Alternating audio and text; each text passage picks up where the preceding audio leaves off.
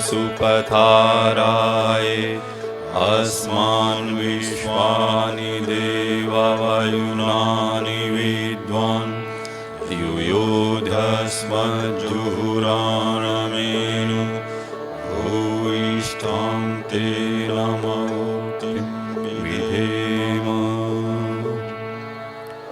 ॐ नमोऽस्तु गुरवे तस्मै गायत्रीरूपिणे सदा यस्य वाग्मृतं हन्ति विषं संसारसंज्ञकम्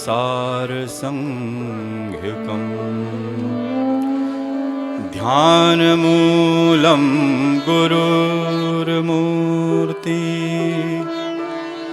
पूजामूलं गुरुपदम् मन्त्रमूलं गुरुर्वाक्यम् मोक्षमूलं गुरुकृपा।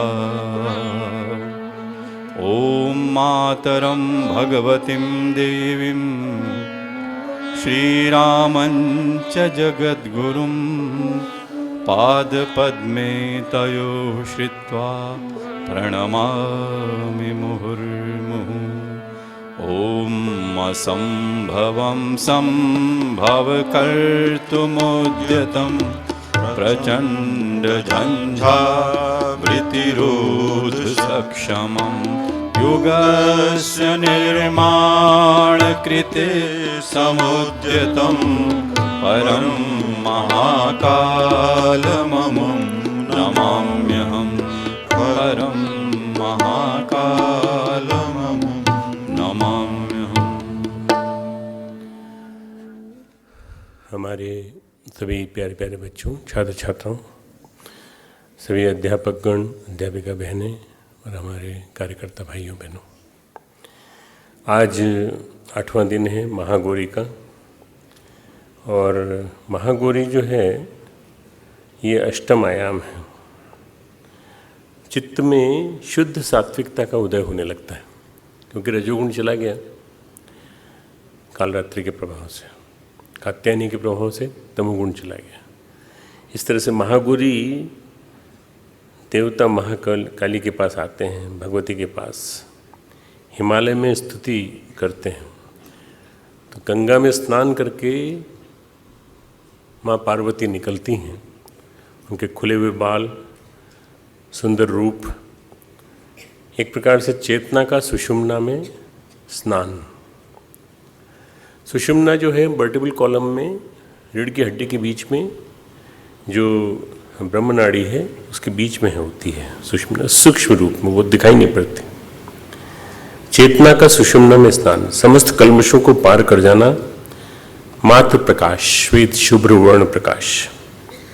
वृषभ पर सवार होती है। कल तक कालरात्रि की हम बात कर रहे थे, तो कालरात्रि जो है वो महाकाली है और पूरी तरह से अपने सब गुणों को समाप्त कर देती है, रजोगुण तमोगुण को। इसलिए कालिक जैसी उसकी काया होती है, वही काली काया गौरी बन जाती, शुभ्र वर्ण, वृषभ पर सवार। वृषभ यानी धर्म, बेल जो है वो धर्म का प्रतीक है, धर्म का प्रतीक है, धर्म की पराकाष्ठा पर, धर्म में समाधि। जीवन मुक्त साधक, सामिप्य, सालोक्य, सायुज्य, पूर्णता है पर एक पर्दा है बीच में, संस्कारों का एक पर्दा है। वो पर्दा खुल जाएगा तो कल वाली देवी आ जाएगी, जिसका हम जिक्र करेंगे। कल वाली होगी सिद्धिदात्री, आज है महागौरी।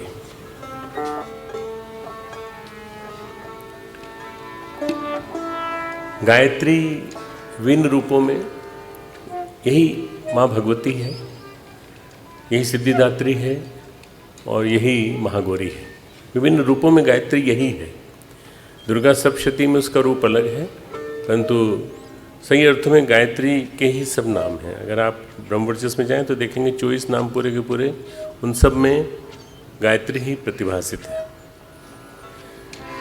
रोम रोम पुलकित हो उठता जिनके पावन नाम से रोम रोम पुलकित हो उठता, जिनके पावन नाम से।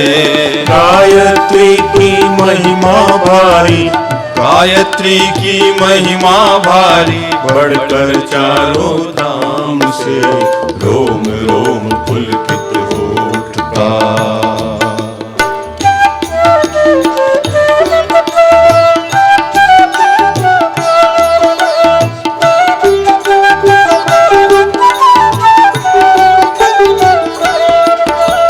प्राणदायिनी चिर कल्याणी देती जीवन दान है। प्राणदायिनी चिर कल्याणी देती जीवन दान है। जिनकी वाणी की वीणा से झरता अमृत ज्ञान है। जिनकी वाणी की वीणा से झरता अमृत ज्ञान है, झरता अमृत ज्ञान है। टूटे उर के तार जोड़ती, टूटे उर के तार जोड़ती, सेवा व्रत निष्काम से गायत्री की महिमा भारी, गायत्री की महिमा भारी, बढ़कर चारों धाम से रोम रोम पुलकित हो उठता।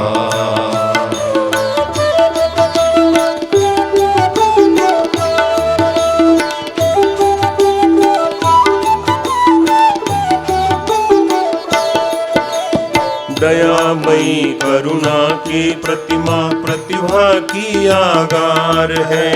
दयामया करुणा की प्रतिमा प्रतिभा की आगार है। पाप ताप अभिशाप शमन कर करती सुख संचार है। पाप ताप अभिशाप समन कर करती सुख संचार है, करती सुख संचार है। कर्मठता को जोड़ रही है, कर्मठता को जोड़ रही है। युग सृष्टा के काम से गायत्री की महिमा भारी, गायत्री की महिमा भारी, बढ़कर चारों धाम से रोम रोम पुलकित हो उठता।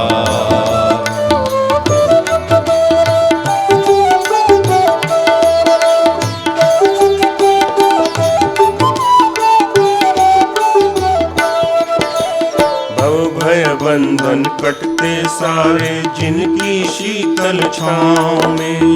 भव भव बंधन कटते सारे जिनकी शीतल छाँव में। भर देती आनंद अलौकिक कुंठित मन के गाँव में। भर देती आनंद अलौकिक कुंठित मन के गाँव में, कुंठित मन के गाँव में। वे प्रसन्न हो जाती केवल, वे प्रसन्न हो जाती केवल श्रद्धा युक्त प्रणाम से।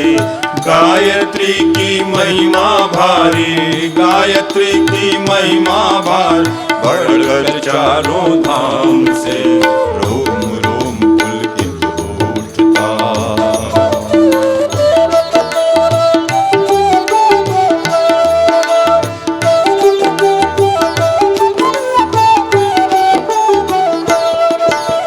भाव भरी श्रद्धा की वेला आ पहुँची अनमोल है। भाव भरी श्रद्धा की वेला आ पहुँची अनमोल है। दिव्य चेतना जागी अभिनव बदल रहा भूगोल है। दिव्य चेतना जागी अनुभव बदल रहा भूगोल है, बदल रहा भूगोल है। समय कठिन हो कितना ही, समय कठिन हो कितना ही, जीवन कटता आराम से। गायत्री की महिमा भारी, गायत्री की महिमा भारी, बढ़कर चारों धाम से रोम रोम पुलकित हो उठता। इनके पावन नाम से। गायत्री की महिमा भारी, गायत्री की महिमा भारी, बढ़कर चारों धाम से। रोम रोम पुलकित हो उठता, रोम रोम पुलकित हो उठता, रोम रोम पुलकित हो उठता। गायत्री की महिमा का गान किया हमने। आज 8वां दिन है, कल पराकाष्ठा पे पहुंचेंगे। आज 8वां दिन, 8वां आयाम, 8th डायमेंशन। कल पराकाष्ठा पे पहुंचेंगे और कल संकीर्तन के पश्चात जब हम लोग यहाँ से अलग होंगे तो आपसे याद करेंगे इन 9 दिनों की क्लासेस को कि किस तरह से हमारे जीवन में इनसे परिवर्तन आया है। यदि आता है तो, आप लोग लाते हो परिवर्तन, तो इस चीज़ का मनन करते हो, चिंतन करते हो, तो निश्चित रूप से परिवर्तन आएगा। किसी बात को लेकर यदि मन अशांत हो, किसी भी काम में मन न लगे तो क्या करना चाहिए? 5 मिनट के लिए शांत होकर बैठ जाना चाहिए, चुपचाप, कुछ काम मत करो। हाथ में जो कुछ भी हो सब रख दो एक तरफ, गोद में हाथ रखो और चुपचाप आसन जैसा सुखासन होता है उसमें बैठ करके कुछ मत सोचो, कुछ मत सोचो। अब कुछ मत सोचने में क्या होता है? कुछ मत कैसा होता है? कुछ मत कैसा होता है बताओ? जैसे हम कहते हैं सूरज का ध्यान करो, तो सूरज कैसा होता है बता सकते हैं, कुछ मत तो नहीं दिखा सकते। जैसे ही मन को शांत करने की कोशिश करते हैं मन भागने लगता है, तो मन को भागने के बजाय किसी एक आकृति में डाल दो। कौन सी आकृति? तुम्हारे कमरे में चित्र है, गुरुदेव माता जी के हैं, गायत्री माता के किसी के चित्र हैं, या तुम्हारी जो भी आराध्य हो, उन चित्रों का ध्यान करो। उन चित्र में अपने आप को मर्ज करने की कोशिश करो। धीरे से धीरे जूम करो, फिर जूम इन करो, फिर जूम आउट करो, फिर जूम इन करो, फिर जूम आउट करो, और धीरे धीरे उनके साथ मर्ज हो जाओ, मिल जाओ, मर्ज हो जाओ। 5 मिनट की इस शांति का ध्यान जो है, उससे तुमको इतनी ज़्यादा मन को शांति मिलेगी कि फिर उसके बाद 1-1.5 घंटे 2 घंटे के लिए ऊर्जा मिल जाएगी। ये ऐसा करके देखना। उस चेतना ने जब सबको समान बनाया है और एक रूप के अधिकार और सामर्थ्य दिया है, तो मनुष्य जाति के बीच इतनी विषमता क्यों उत्पन्न हो गई? क्या ये कभी खत्म नहीं होगी? क्या ये विषमताएं सदैव बनी रहेंगी? देखो, उस चेतना ने सबको समान बनाया है, नर और नारी एक समान, जाति वंश सब एक समान। ये संसार ने, प्रकृति ने, माया ने, संसार ने, प्रकृति ने, माया ने ये भेद किए हैं, सब अलग अलग भेद किए हैं। जो इनसे अतीत चला जाता है, इनके परे चला जाता है, उसको बंधन नहीं मालूम पड़ते। फिर उसको न नारी दिखाई देती, न नर दिखाई देता है, न वंश दिखाई देता, न जाति दिखाई देती है, न ब्राह्मण दिखाई देता है, न वैश्य दिखाई देता है, न शूद्र दिखाई देता है। सभी एक समान मानव दिखाई पड़ते हैं। सिया राम मैं सब जग जानी, करहु प्रणाम जो ही जोड़ी युग पानी। मतलब मैं भगवान को सबके अंदर देख रहा हूँ। यो माम पश्यति सर्वत्र सर्वम च मयि पश्यति। जो मुझे देखता है सब और वो सब मैं उसी में दिखाई पड़ता हूँ, मैं उसी में दृष्टिगोचर होता हूँ। तो ये जो चेतना का उच्च स्तरीय आयाम डेवलप करना पड़ेगा अपने अंदर, तो हमको वही चीज़ दिखाई देने लगेगी। भगवान नहीं चाहता, भगवान की निगाह से अगर जैसे हम 5वीं 7वीं 8वीं 9वीं 10वीं 11वीं और 110वीं 115वीं मंजिल पे जाके भगवान से पूछें नॉक करके, भगवान आपको यहाँ से क्या दिखाई देता है? सब अलग अलग हैं? बोले नहीं, सब एक है, सब समान है। और नीचे आ जाओ, जहाँ जाओगे वहाँ भगवान से पूछोगे तो भगवान एक ही बात कहेगा कि ये सभी को जो है मैंने एक समान बनाया है। ये तो प्रकृति ने, सतोगुण रजोगुण तमोगुण के सम्मिश्रण ने और समाज ने अलग अलग रूप दे दिया है, अलग अलग रूप दे दिया। कोई नारी है, कोई नर है। अब इतने ज़्यादा अत्याचार हो रहे हैं नारी के ऊपर, नारी के साथ कितना ज़्यादा परेशानियां हैं, उस सब के सब देखने में आती हैं पूरी। पर नारी जाग रही है, उठ रही है, आईपीएस पुलिस ऑफिसर बन रही है, आईएएस बन रही है, और कम से कम 5 मल्टीनेशनल कंपनी की हेड इंडिया में हमारी नारी शक्ति है। धीरे धीरे नारी शक्ति का अभ्युदय हो रहा है।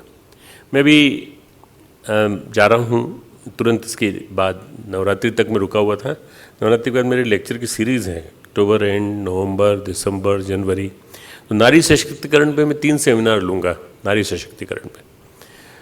और नारी सशक्तिकरण कैसे हो सकता है, नारी को हम कैसे उसके अधिकार, कैसे उसको डेलीगेट कर सकते हैं पुनः। तो ये सारे के सारे तुम लोग भी सुनना, तुमको पता लगेगा कैसे नारी को अधिकार दिया जा सकता है पूरा। उसमें रोल, सबसे ज़्यादा बड़ा रोल पुरुषों का है। पुरुषों को वो चीज़ सौंपनी पड़ेगी। परम पूज्य गुरुदेव ने एक किताब लिखी है नारी जागृति अभियान वाली, जो क्रांतिधर्मी साहित्य, उसमें उन्होंने लिखा है कि पुरुषों को 21वीं सदी में कम से कम एक जन्म को नारी के लिए समर्पित कर देना चाहिए। बड़े प्रेम से कह देंगे हाँ हाँ बिल्कुल, किस नारी के लिए करना है बताइए। अरे वो नारी नहीं, नारी शक्ति के लिए है, नारी शक्ति को ऊंचा उठाने के लिए। गुरुदेव ने कहा है कि एक जन्म जो है तुम लोग समर्पित कर दो, तो तुम में से कोई अगर 10-12 लोग भी अगर आ गए नारी शक्ति को ऊंचा उठाने के लिए और नारी शक्ति को अपनी गरिमा के स्थान पर बिठाने के लिए। नारी अबला नहीं है, नारी सबला है, नारी शक्तिशाली है, नारी दुर्गा है। हम इन 9 दिनों में नारी की शक्ति को तो याद कर रहे हैं, और कल परसों हमने जो विभिन्न शक्ति का गान किया था वो उसी रूपों में, लज्जा रूपेण, शक्ति रूपेण, वृद्धि रूपेण और न जाने कितने कितने रूपों में। तो ये नारी नहीं रहेगी तो संसार नहीं रहेगा। नारी सृजन की देवी है, नारी श्रद्धा की देवी है, नारी स्नेह की प्रतिमूर्ति है।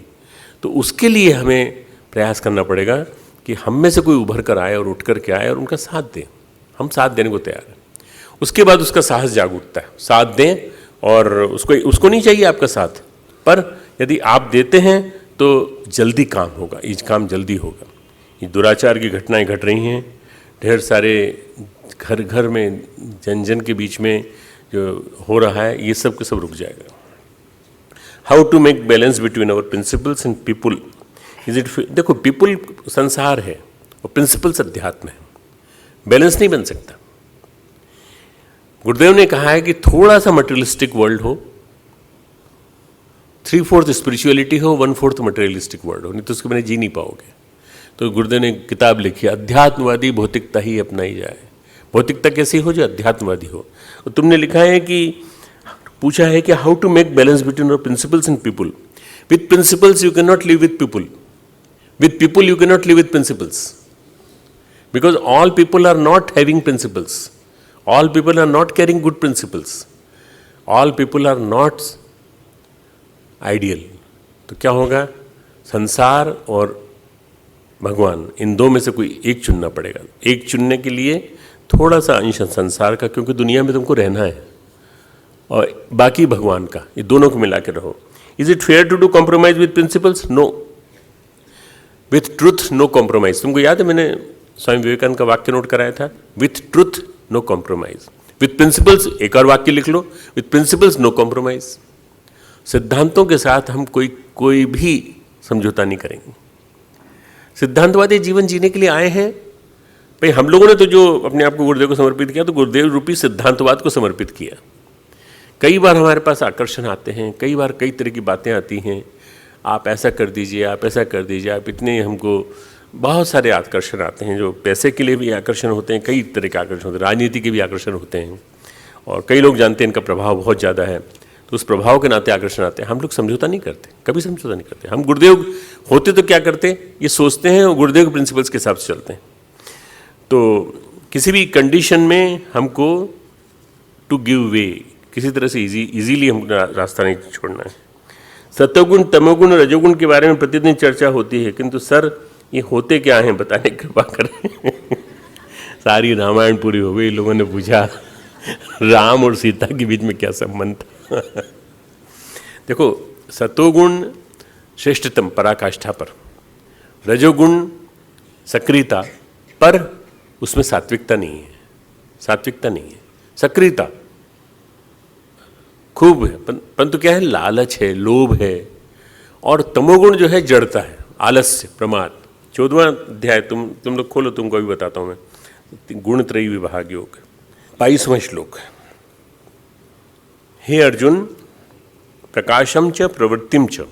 देखो, संस्कृत को एक साइंटिफिक लैंग्वेज करार दिया गया है, बाकायदा विश्व के सब साइंटिस्ट बैठे, उन्होंने मीटिंग की, उन्होंने कहा सबसे साइंटिफिक लैंग्वेज अगर कोई है तो संस्कृत। और संस्कृत पढ़ने वाला, संस्कृत को जानबूझ करके जो पढ़ करके उसको समझने की कोशिश करता है, वो कभी मानसिक रूप से और अन्य विभिन्न प्रकार की व्याधियों से ग्रसित नहीं हो सकता है। ये तुम लोग भी पढ़ा करो, जल्दी बुढ़ापा नहीं आएगा, पढ़ते रहा करो जल्दी जल्दी, है ना। प्रकाशम च प्रवृत्तिम च मोहमेव च पांडव। प्रकाशम च प्रवृत्तिम च मोहमेव च पांडव। हे अर्जुन, जो पुरुष सत्वगुण के कार्य रूप प्रकाश को, रजोगुण के कार्य रूप प्रवृत्ति को और तमोगुण के कार्य रूप मोह को, तमोगुण का कार्य क्या है, मोह, जड़ता, मोह जड़ता, आलस्य, निद्रा, प्रमाद, ये सब तमोगुण के हैं। न प्रवृत्त होने पर उनसे न द्वेष करता है, न निवृत्त होने पर उनकी आकांक्षा करता है। देखो, इनमें से सहज रूप में तुम जैसे जैसे तुम अपने आध्यात्मिक विकास करोगे वैसे वैसे तुम्हारे अंदर सारे गुण आते चले जाएंगे। जब जब जो जो आना है तब तब आता चला जाएगा और तमोगुण धीरे धीरे समाप्त होगा। तमोगुण एकदम समाप्त नहीं हो सकता। मैं तुमको एक डॉक्टर साहब की कहानी सुना रहा था, न्यूयॉर्क के डॉक्टर साहब की। वो मेरे से बोले कि डॉक्टर साहब आप इतना ज़्यादा बोलते हैं कि सतोगुण होना चाहिए, सतोगुण होना चाहिए। क्या सतोगुण ज़्यादा होने से हिंदू लोग पिटे नहीं बुरी तरह से? हिंदुओं को सब कुछ खोना पड़ा। वो विश्व हिंदू परिषद के वो महामंत्री थे, लॉन्ग आइलैंड क्षेत्र के। तो वो बोले कि तमोगुण तो होना चाहिए, थोड़ा सा रजोगुण होना चाहिए। मैंने उनकी बात मानी, मैंने कहा होना चाहिए, पर क्या होता है तमोगुण और रजोगुण जो है ना सतोगुण को एक तरफ ठेल देते हैं। कोई अच्छा लड़का होता है ना सिद्धांतवादी, तो उसको कहते हैं अरे तू कहाँ आ गया बीच में, हमारे बीच में, तो उसको अलग कर देते हैं।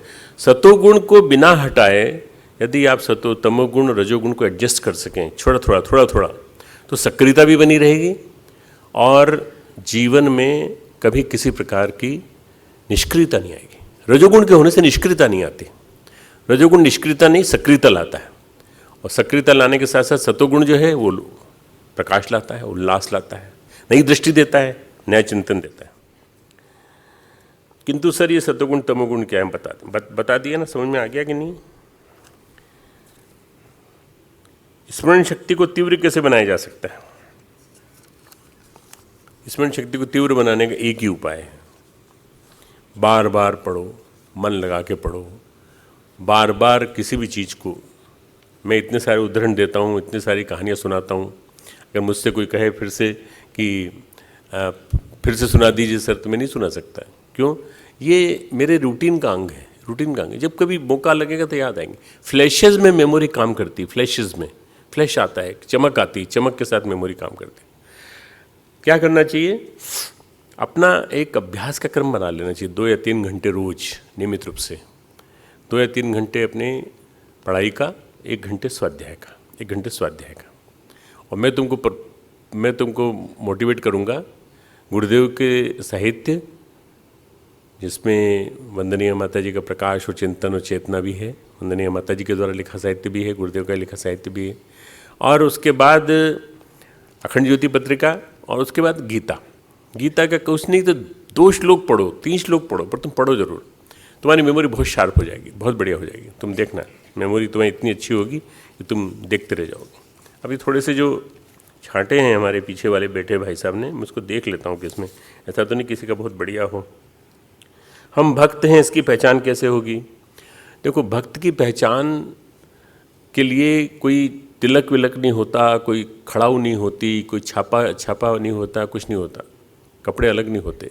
भक्त जो है समर्पित होता है, वो हर चीज़ में उसका समर्पण भाव भगवान के प्रति, शरणागति का भाव भगवान के प्रति रहता है। अगर आपने डांट भी दिया तो कहेगा जैसी प्रभु की इच्छा। आपके अंदर ही प्रभु है, जैसी प्रभु की इच्छा। पर मैंने गलत नहीं किया है, वो प्रोटेस्ट करेगा, परंतु उसके बाद ये बोलेगा कि आपकी इच्छा कोई बात नहीं, प्रभु की इच्छा जैसी है वैसी। वो हमेशा जो है प्रभु की इच्छा मान के चलता है। गुंबद के शंकुकार होने से मेरा तात्पर्य उस बिंदु रूप परमात्मा से है जिसकी प्राप्ति कठिन है। जैसे मीरा के अनुसार प्रेम कली सक्रिय है, रात सक्रिय है। क्या इस तथ्य की कुछ सार्थकता? हाँ बेटा, सार्थकता है।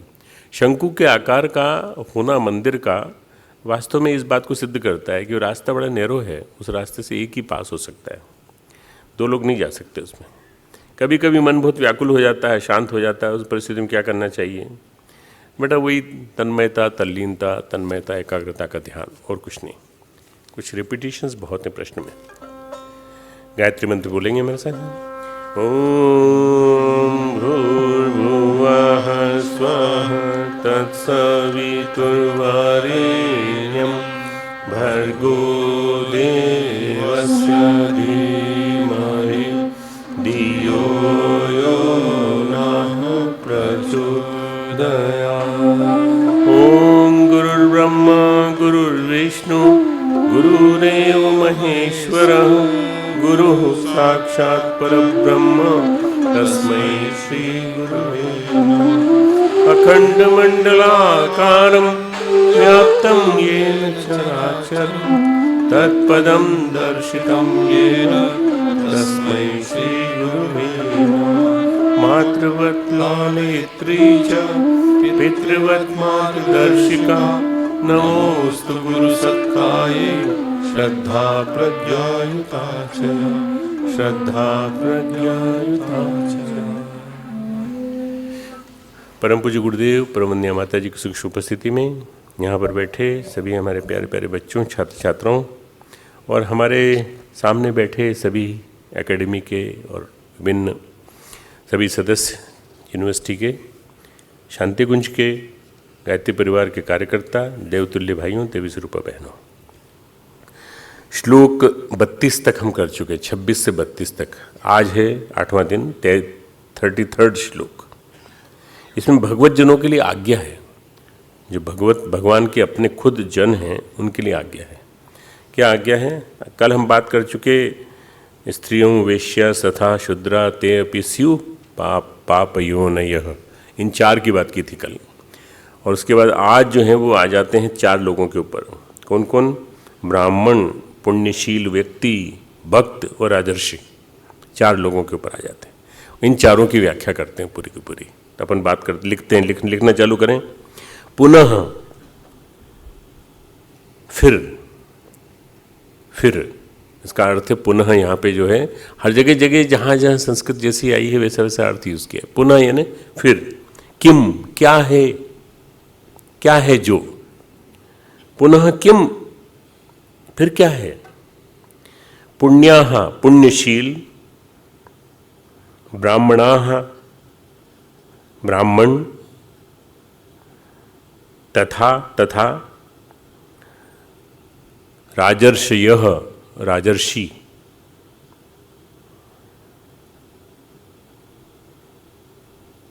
भक्ताः, मेरे भक्तजन। मेरी शरण, अब ब्रैकेट में लिख लो, मेरी शरण होकर परम गति को प्राप्त होते हैं। इसलिए तू, अब ये एक पार्ट हो गया, इसलिए तू के आगे की मैं बाद में बताता हूँ। मैंने जो बोला वो क्या बोला हिंदी में, फिर क्या है इसके लिए।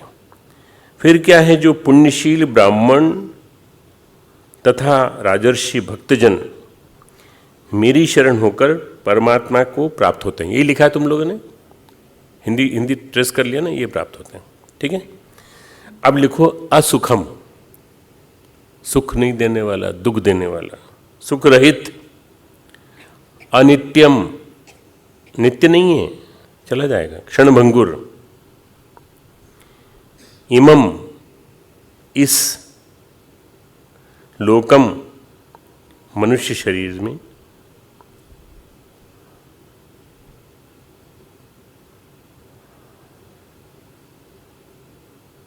मनुष्य शरीर से प्राप्त होकर माम, निरंतर मेरा ही, माम जिस ताकत के साथ बोल रहे हैं उसमें निरंतर है, निरंतरता है, निरंतर मेरा ही। भक्ति में निरंतरता बहुत जरूरी मानी गई है। निरंतरता नहीं होगी तो कभी भी कोई आके हावी हो जाएगा। निरंतरता, निरंतर मेरा ही, भजस्व, भजन कर। तो दूसरा पार्ट जो मैंने बोला उसको फिर से सुनाता हूँ। सुख रहित और क्षणभंगुर इस मनुष्य शरीर से प्राप्त होकर निरंतर मेरा ही भजन कर। ये जो शरीर है ये सुख रहित है। मत मानो कि ये सुख है, ये इंद्रिय सुख है और ये क्षणिक है। मत मानो कि ये परमानेंट है, हमेशा रहने वाला है, नहीं रहने वाला। क्षणभंगुर, अनित्यम है। इस मनुष्य शरीर को प्राप्त होकर निरंतर मेरा ही भजन कर, निरंतर मेरा ही भजन कर। अब इसको थोड़ा समझाते हैं, थोड़ा चलेंगे। पिछले श्लोक में कहा कि भक्ति का प्रारंभ शरणागति द्वारा वहाँ भी हो सकता है जहाँ, फिर तुम्हारा प्रश्न आ गया, तमोगुण रजोगुण की प्रधानता है। यहाँ तमोगुण रजोगुण खास हैं, प्रधान हैं, वहाँ भी हो सकता है। वहाँ तप साधना सम्यक नहीं हो सकती, तप साधना ठीक से नहीं हो पाती, देह की प्रकृति उसकी गवाही नहीं देती। देह की प्रकृति गवाही नहीं देती तो हम लोग नहीं कर पाते तप साधना। शरीर की अपनी बनावट है, अतः संभव नहीं। हर एक आदमी कठोर तप नहीं कर सकता। एक गायक की आत्मा कुत्ते के अंदर डाल दो, एक गायक की आत्मा कुत्ते के अंदर डाल दो और उससे कहो तू गा, तो क्या वो मोहम्मद रफ़ी की आवाज़ में गा देगा? शंकर महादेवन की आवाज़ में गा देगा? नहीं गा सकता। वो जब भी मुंह से गाएगा तो भो भो भो भो भो यही निकलेगा और कुछ नहीं निकलेगा। नहीं साहब, आप तो राग में गाइए ना। हाँ, राग में गा देते हैं भो भो भो भो। अरे थोड़ा शब्द भी तो समझ आना चाहिए। नहीं समझ में आएंगे भाई, हम तो कुत्ते हैं, हमारे तो देह इसी शरीर की बनी है, हम तो यही गा सकते हैं और कुछ नहीं गा सकते। शरीर की प्रकृति कैसी है उस पर निर्भर करता है। तो क्या करेगा मनुष्य? विभीषण से हनुमान जी पूछते हैं, हनुमान जी लंका में घुस गए और लंका में घुसने के बाद पूछते हैं, भाई ये बताओ, राम का भजन हमने पहली बार सुना इस लंका में। यहाँ तो राग रंच मचा हुआ था, रात भर हल्ला कोलाहल, एक पूरा का पूरा ऐसा लग रहा था जैसे कोई मदमस्त होकर सब के सब डूबे हुए थे शराब राग में।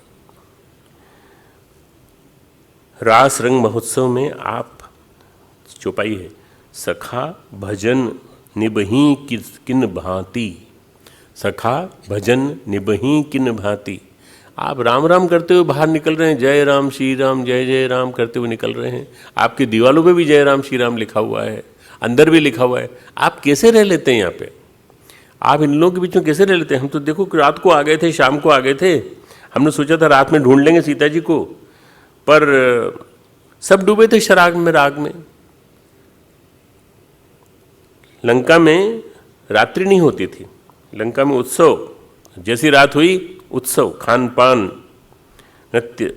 रात्रि बीती तो ब्रह्मवेला आई और ब्रह्मवेला में सारे निशाचर सो गए। 5 बजे अब सूरज आने वाला है, सो जाओ भाई। हमारे यहाँ सूरज आने वाला तो उड़ जाते हैं। राक्षसों में कहा जाता है सूरज आने वाला है, सो जाओ सो जाओ, रात हो गई। सूरज उगने के पूर्व सो जाओ सब। ये जो आवाज आई श्री राम की, तो उससे हम बड़े आश्चर्यचकित हो गए।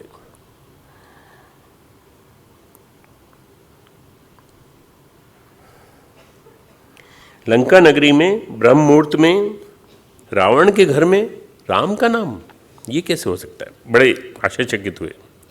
और मायावी तो नहीं हो सकता ये। साधु से होई न कारज हानि। अगर ये साधु है मान लो, तो किसी प्रकार की हानि नहीं होगी। इसलिए बात करते हैं इनसे, पूछते हैं आप कौन हैं? बड़े अपनेपन से मिले, बहुत प्यार से मिले। रामदूत बताया कि हम राम भक्त हनुमान हैं। आश्चर्यचकित भी कि आप भजन कैसे करते हो? बोले मैं तो आज बड़े उपद्रव के बीच में आया, आज रात भर उपद्रव चलता रहा, सब नाच रहे थे बुरी तरह से, शराब पी पी के जोर जोर चिल्ला रहे थे, और उसके बीच में आप कैसे भजन कर लेते हो? बोले हम उस समय विश्राम कर लेते हैं, बाद में दिन में हम जप करते हैं, सुबह उठ के जप करते हैं। रात में 3 ही जगते हैं, 3 तरह के लोग जगते हैं। 3 तरह के लोग। रोगी, खांसता रहता है, सोने नहीं देता पास वाले को।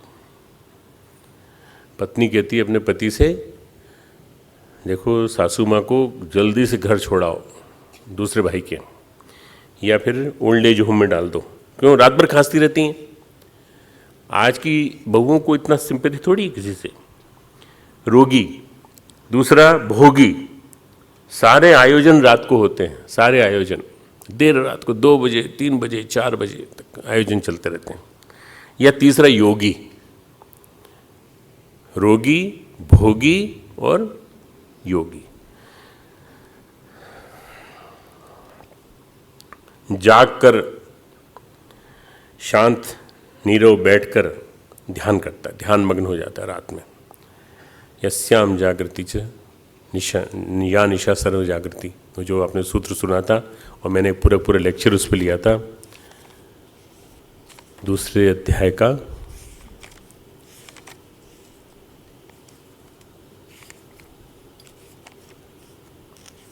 स्थित प्रज्ञ चैप्टर। या निशा सर्वभूतानाम तस्याम जागृति संयमी। जब समस्त जीवों के लिए जो रात्रि होती है, उस परमानंद की प्राप्ति में स्थित प्रज्ञ योगी के लिए वो जागने के समान है। और जिस नाशवान सांसारिक सुख की प्राप्ति में सब प्राणी जागते हैं, परमात्मा के तत्व को जानने वाले के लिए वो रात्रि के समान है। इसलिए ऐसा मानना चाहिए कि सामान्य जन जो हैं वो रात्रि में सोते हैं, विभीषण बोले, हो ये भजन न तामस देहा।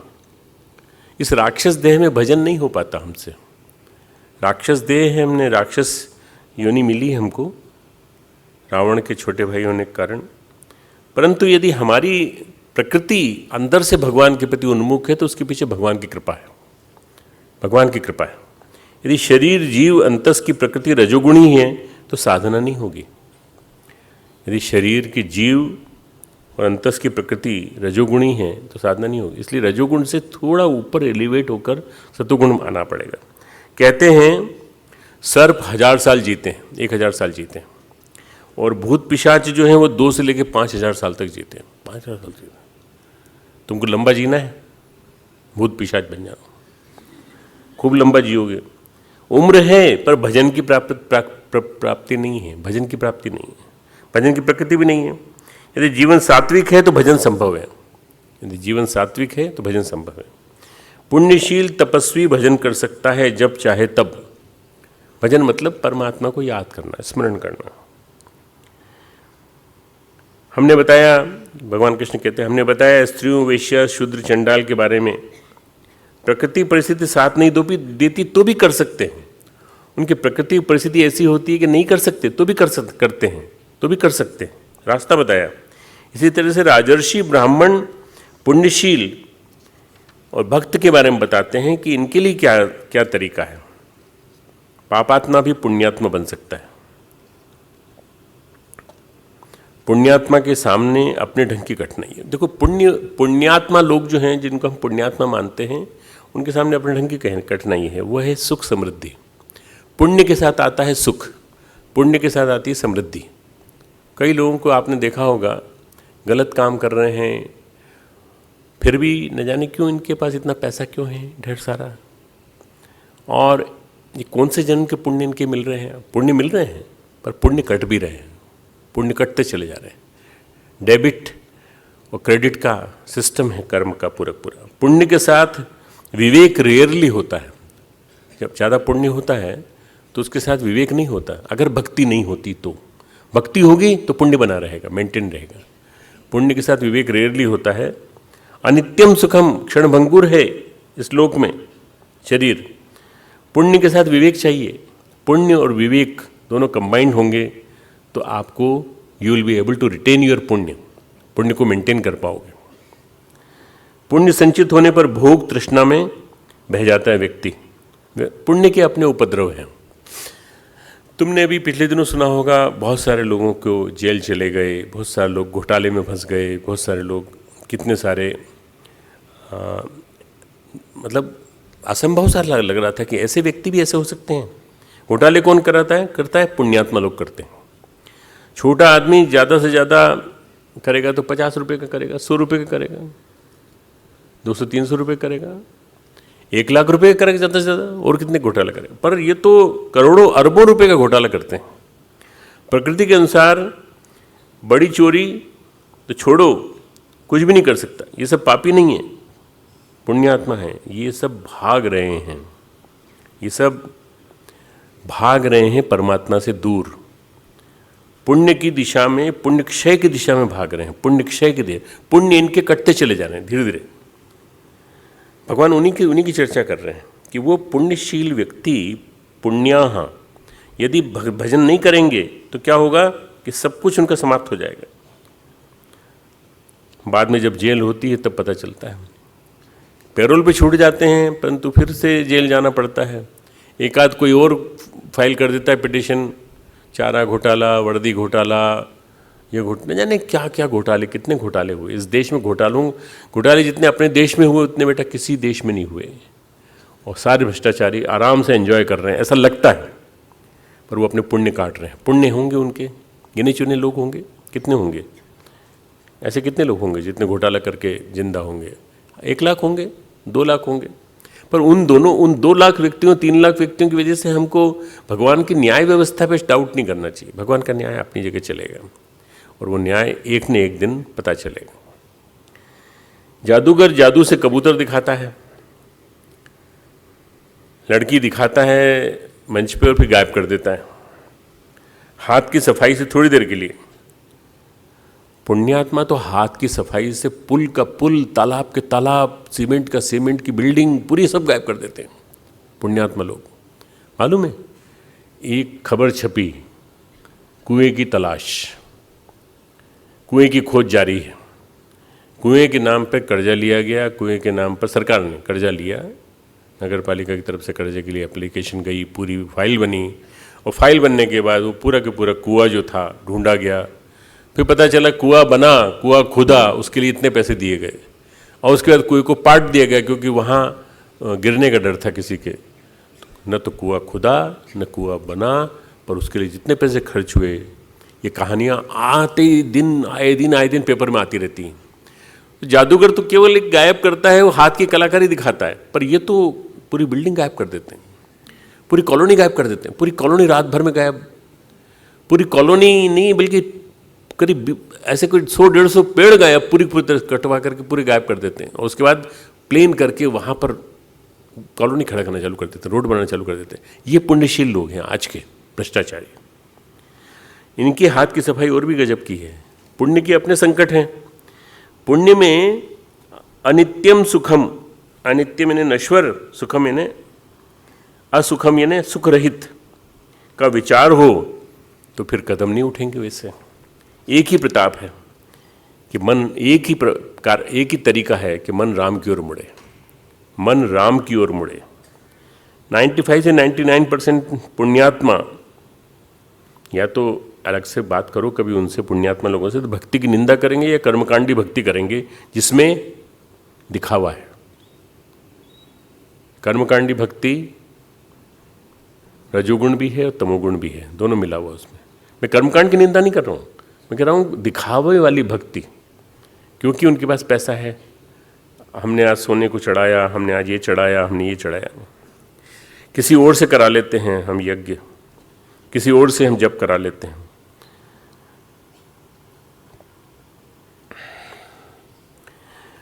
सुखी व्यक्ति तो है, उसको कोई ज़रूरत ही नहीं है, दुखी व्यक्ति को ज़रूरत है। परंतु सुखी व्यक्ति जो है वो उपद्रव करता रहता है, निरंतर उपद्रव करता रहता है। दुख में सुमिरन सब करे, सुख में करे न कोई। सुमिरन नहीं करते, वो उपद्रव करते हैं, उपद्रव करते हैं, हल्ला मचाते हैं, दिखाते हैं, नाम छपवाते हैं, पेपर में छपवाते हैं, स्वागत करते हैं मुख्यमंत्री का, प्रधानमंत्री का, आए हैं तो हम स्वागत कर रहे हैं। कितने पैसे लगे वैसे विज्ञापन के? 1.5-2 लाख रुपए लगे। क्यों छपवाया आपने? हमारा नाम होगा। अब सब जानते हैं रिश्वत का पैसा है या ये बेकार का पैसा है। ये पैसा गंवा रहा है आदमी, पुण्य गंवा रहा है, अपने पुण्य क्षय करते जा रहा है। क्या जरूरत है आपको पुण्य क्षय करने की? औरंगजेब ने मंदिर तोड़वाए, फकीरों को मरवाया, दारा शिकोह को मारा, सूफियों को मारा, और गुरु तेग बहादुर को मारा, बहुत ब्रूटली, बहुत ही निर्दयतापूर्वक। बंदा वैरागी को बहुत बुरी तरह से मारा, सबको मरवा दिया। राज 90 वर्ष तक किया उसने, 90 साल तक का था। जब अंतिम समय में जब वो मरा तब बाप जेल में हंसता था, देखो हमने इतना सब कुछ किया, कुछ कर पाया हमारा? किसी ने कुछ किया? आखिरी के 5 साल पागल हो गया था, पागल, 85 से 90 ईयर्स तक पागल। सिर फोड़ता था अपने, जबकि उसके पास खोने को कुछ नहीं था, देने को कुछ नहीं था, जो भी कुछ था सब कुछ वो सम्राट था, पर उसने सिर फोड़ फोड़ के अपने को पूरी तरह से पागल अवस्था में हा हा हा हा करके हंसता था। सारे पुण्य जो हैं वो क्षय कर दिए पूरे के पूरे। पुण्यों का भंडार था इकट्ठा उसके पास। अगर वो चाहता तो इस राष्ट्र का नक्शा बदल सकता था। अकबर के बाद उसी पीढ़ी में आया था, पर अपने बाप को भी कैद कर लिया, शाहजहां को। अंतिम 5 वर्ष उसके ऐसे बीते। पुण्य हो तो सुख समृद्धि अपने आप आएगी, पुण्य हो तो सुख समृद्धि अपने आप बिन बुलाए आएगी। इसलिए पुण्य संचित हो तो प्रॉपर नियोजन करो और उसको सही ढंग से दान के माध्यम से नियोजित करना सीखो। अच्छे काम में लगाओ। आपके पास संपत्ति है, अच्छे काम में लगाओ। वॉरेन बफेट को मैं पुण्यशील व्यक्ति मानूंगा, बिल गेट्स को मैं पुण्यशील व्यक्ति मानूंगा, अनिल अग्रवाल जिन्होंने अभी 81,000 करोड़ रुपीज़ डोनेट किए हैं अपनी संपत्ति का एक हिस्सा। भारतीय मूल के उद्योगपति जो इंग्लैंड में हैं, 81,000 करोड़ रुपए यूनिवर्सिटीज़ के निर्माण के लिए भारत में। ऐसे व्यक्ति पुण्यशील व्यक्ति हैं जो अपने पुण्य को और बढ़ा रहे हैं दान दे करके, अच्छे काम के लिए दान दे करके। अच्छे काम के लिए दान दे करके आप अपने पुण्य को कई गुना कर सकते हैं।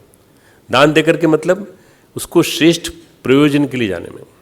अगर वो दान गलत लोगों के पास चला जाता है तो फिर नहीं करना चाहिए। पुण्य हो तो सुख समृद्धि अपने आप बिन बुलाए आती है। प्रकृति को कर्म की तोल के हिसाब से घटनाक्रमों को लाती है। प्रकृति कर्म की तोल, कर्म कितने हैं, घटनाक्रम कितने हैं, इस कर्म के हिसाब से इतने घटनाक्रम आने चाहिए, घटनाक्रम आते चले जाएंगे। उसे नहीं मालूम कि आप कितने रिच हो, आप मस्जिद जाते हो कि मंदिर जाते हो, उसको नहीं मालूम। पुण्यवान होने का एक सुख है। मैं पुण्य की बात कर रहा हूँ, केवल 4 वर्ग हैं अपने। पुण्य होने का एक सुख है, उसमें डूबिए मत, उन्मत्त मत होइए, मदमस्त मत होइए। कई लोग पैसा मिल जाने के बाद, जब बहुत पैसा हो जाता है और घर में बच्चों में कुसंस्कार आते हैं। एक आदमी गांव से शहर आया, उन लोगों ने कभी क्या परिवर्तन आया, तुम गांव से शहर आए हो, क्या हो रहा है? बोले गांव में तो केवल फसलें बर्बाद हो रही हैं, शहर में नस्लें बर्बाद हो रही हैं। नस्ल बर्बाद हो रही हैं पूरी। सारी पोर्नोग्राफी, सारी की सारी जितना भी देखो, इतनी बड़ी बड़ी बिल्डिंगें खड़ी हुई हैं, सब खड़ी हुई हैं, सब काले धन से खड़ी हुई हैं। अगर कहीं भूकंप आया तो सब के सब गिर जाएंगे, पूरी की पूरी मरेंगे सब के सब लोग। मित्रों, ये तथाकथित समृद्धि जिसको स्मार्ट सिटी और इसके बारे में माध्यम से सोचा जा रहा है, इसके बारे में सोचना चाहिए कि कर्म की तोल के हिसाब से ये घटनाक्रम जो आएंगे उसके हिसाब से क्या होगा। समष्टिगत कर्म भी होता है, व्यष्टिगत कर्म भी होता है। व्यक्ति भी भुगतता है और समष्टि भी भुगतती है।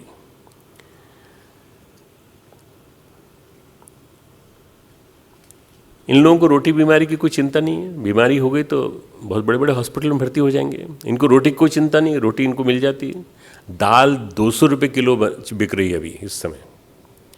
एक आदमी ने शिकायत कर दी, क्या भाई साहब वहाँ दाल बनी है और प्याज की सब्जी बनी है, आ जाइए। तो पुलिस वाले आ गए, वहाँ छापा डाल दिया।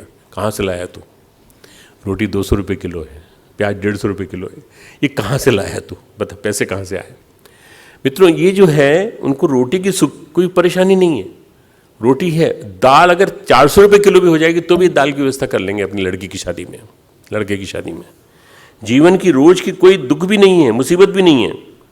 परंतु अगर इनको विवेक मिल जाए तो ये परमात्मा को, विराट रूप उसका परमात्मा का, ये समाज है, ये समष्टि है, संसार है, इसकी सेवा करने लगेंगे और सेवा में लगा देंगे। हॉस्पिटल्स बनाएंगे, हॉस्पिटल में साधन नहीं है तो साधन जुटाएंगे।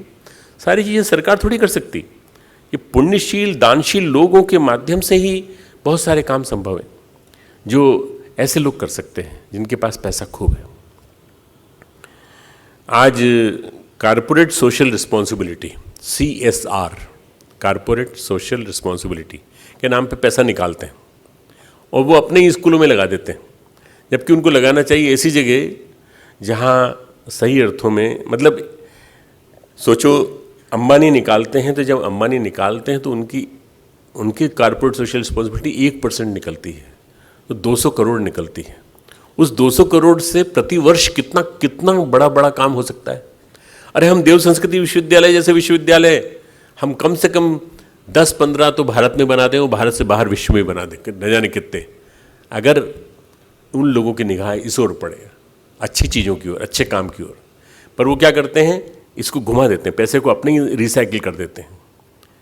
कारपोरेट सोशल रिस्पॉन्सिबिलिटी एक मस्ट है उनके लिए उद्योग कानून के अंतर्गत, तो इसके बावजूद भी उसमें गड़बड़ी करते हैं। ऐसा लिखा जाता है ब्रह्म सत्यम जगन मिथ्या, कहते हैं ना ब्रह्म सत्यम जगन मिथ्या, वास्तव में इन लोगों के लिए नहीं है। ये कहते हैं जगत सत्यम ब्रह्म मिथ्या, जगत सत्यम। महसूस होता है कि परमात्मा मिथ्या है, संसार सत्य है। रोज की अनुभूति इनको कभी होती नहीं है, हर एक ब्रह्म सत्यम जगन मिथ्या की अनुभूति होती नहीं है। संसार क्या है? संसार की परिभाषा लिखो। सुख की खोज का नाम वासना, तृष्णा, अहंता, आकांक्षाओं का नाम संसार है। सुख की खोज, वासना, तृष्णा, अहंता, आकांक्षाएं,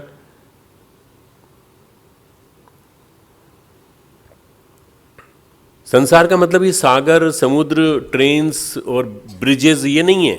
संसार का मतलब है आकांक्षाओं का अनवरत उपद्रव, इच्छाओं का अनवरत उपद्रव। संसार अपने मन में चाहतों के जाल में बसता है, मन में चाहतों के जाल में बसता है संसार।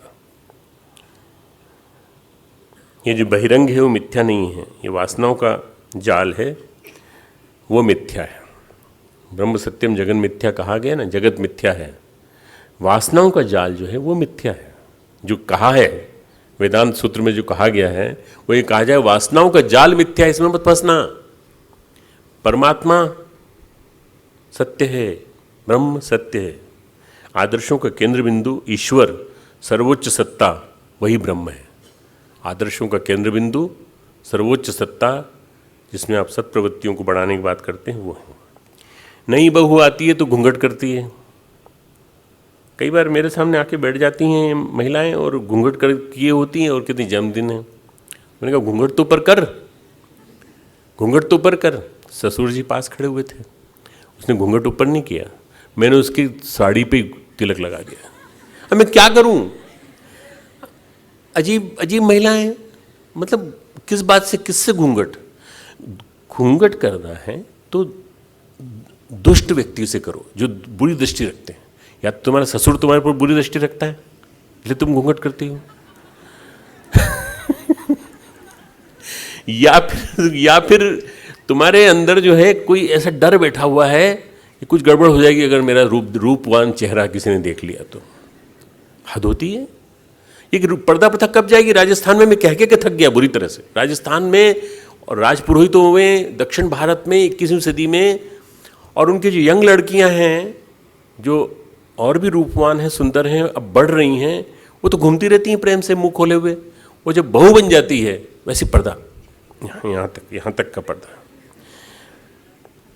एक बार गांधी जी की सभा में औरतें आईं, बुर्का पहन के बैठी थी और बाकी घूंघट ओढ़े बैठी थी। सामने इलाहाबाद की सभा थी तो बापू जो है उल्टे बैठ गए, पीठ उनकी तरफ करके। उन्होंने कहा जब तुम मेरी तरफ देख नहीं सकती, मैं तुमको देख नहीं सकता, तो क्या करोगे सुन के? ऐसे ही सुन लो ना, मैं इधर से बोल रहा हूं तो भी माइक से आवाज आ जाएगी तुम्हारे पास। अरे पीरों से फकीरों से पर्दा नहीं करते, वो बोले जोर से, पीरों से फकीरों से पर्दा नहीं करते। मैं तो फकीर हूं भाई, मुझसे क्यों पर्दा करती हो तुम? निकालो चलो। सब ने अपने बुर्के हटाए और सब ने अपने वो हटाए। मित्रों, ये जब तक समझ में नहीं आएगा कि हम घूंघट किससे करते हैं। आड़ में चेहरा, परमात्मा और हमारे बीच में वासना का जाल घूंघट के रूप में। परमात्मा और हमारे बीच में वासना का जाल जो है, कामनाओं का जाल है, वो घूंघट के रूप में।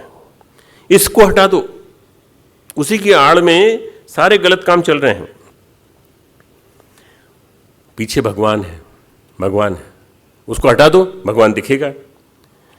घूंघट हटा तो परमात्मा दिखा। कभी कभी रामकृष्ण परमहंस खेल करते थे और वो कहते थे देखो भगवान है, तुमको देखना है। फिर अपने चेहरे पे अंगूठा डाल लेते थे, अंगूठा डाल के कहते तुझे दिख रहा है भगवान? नहीं दिख रहा प्रभु। तो यूं हटाया, देख ये भगवान है, मेरे अंदर भगवान है, तू भी ऐसे ही करके देख, तेरे अंदर ही भगवान है। ये जो पर्दा है, इस पर्दे को हटाओ।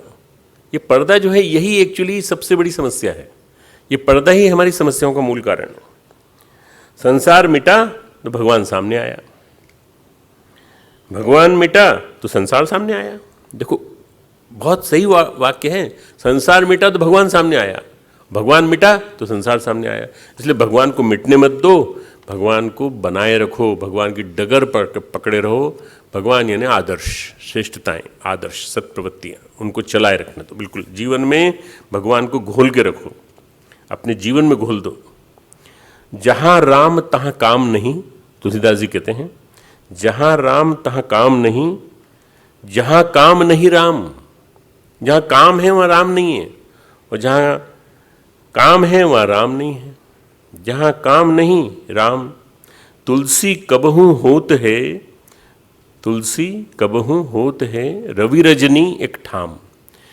सूर्य और रात्रि एक साथ नहीं रह सकते। सूर्य आया तो रात्रि चली गई, रात्रि आई तो सूरज चला गया। दोनों एक साथ रह सकते हैं क्या? कहाँ कोई कोई बोल सकता है रह सकते हैं? कहाँ रह सकते हैं? हमने देखा है। कहाँ रह सकते हैं बताओ? है नॉर्थ पोल पे नॉर्थ पोल के पास बिल्कुल। बहुत हमने देखा वहाँ से बहुत क्लोज कि जैसे सूर्यास्त होता है उस समय अंधेरा होता है थोड़ी देर के लिए, मुश्किल से 2 या 3 सेकंड के लिए, 4 सेकंड के लिए, और फिर सूरज निकल आता है, एकदम सूरज आ जाता है। वो एक विलक्षण दृश्य 21 जून के दिन होता है, बस 21 जून के दिन एक ही दिन होता है। वाइट नाइट्स कहते हैं उसको, वाइट नाइट्स। तो मैंने देखा है सेंट पीटर्सबर्ग में, और बहुत ही विलक्षण दृश्य होता है। परंतु सामान्य अर्थ में भारत में देखें, यहाँ देखें तो क्या है, जहाँ राम है वहाँ कामना ही नहीं, जहाँ कामना है वहाँ राम नहीं हो सकते। सूर्य और रात्रि एक साथ नहीं रह सकते। तुलसीदास जी कह रहे हैं सवेरा हो गया, इसका मतलब रात्रि मिटकर रहेगी, मतलब रात्रि गई। दिन मिट गया मतलब दिन समाप्त हो गया, मतलब रात्रि आ गई। दोनों साथ साथ नहीं हो सकते। दोनों साथ, जब तक मन में संसार है तब तक परमात्मा की अनुभूति नहीं होगी। अरे भाई तुमको कंसेशन तो दे दिया, तुमको क्या 10-15%, 20% संसार रख लो अपने मन में, पर उसमें लिप्त मत हो, आसक्ति मत आने दो। संगम त्यक्त्वा, आसक्ति को छोड़कर, संगम यानी आसक्ति, त्यक्त्वा यानी छोड़कर, आसक्ति को छोड़कर रहो, संसार में रहो। क्योंकि संसार में रह करके प्रैक्टिकल जीवन जीना है। प्रैक्टिकलिटी नहीं आएगी तो बड़ी दिक्कत होगी तुमको, इसलिए तुम संसार में रहो। पर संसार को मन में मत आने दो।